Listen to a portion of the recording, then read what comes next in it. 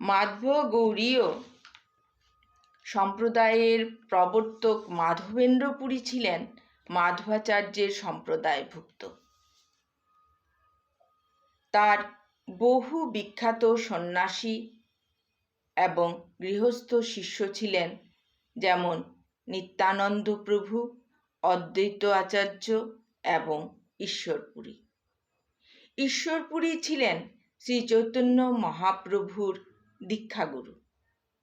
তাই আমরা শ্রী ঈশ্বরপুরী, নিত্যানন্দ প্রভু, অদ্বৈত আচার্য প্রভু, শ্রীবাস পণ্ডিত এবং শ্রী গদাধর পণ্ডিতের চরণে আমাদের সশ্রদ্ধ প্রণতি নিবেদন করি।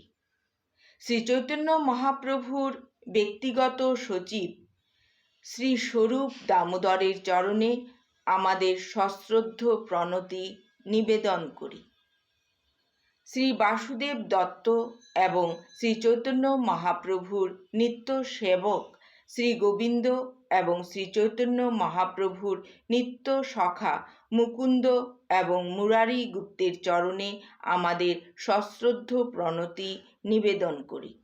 তারপর বৃন্দাবনের স্বরগোস্বামী শ্রী রূপ গোস্বামী, শ্রী সনাতন গোস্বামী, শ্রী রঘুনাথ ভট্ট গোস্বামী, শ্রী গোপাল ভট্ট গোস্বামী, শ্রী জীব গোস্বামী এবং শ্রী রঘুনাথ দাস গোস্বামীর চরণে আমাদের সশ্রদ্ধ প্রণতি নিবেদন করি।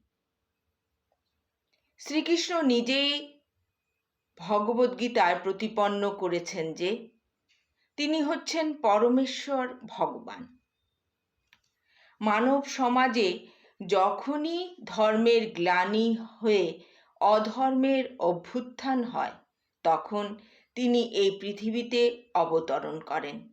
অর্থাৎ এই পৃথিবীর অথবা এই ব্রহ্মাণ্ডের পাপ ভার লাঘব করার জন্য তিনি অবতরণ করেন।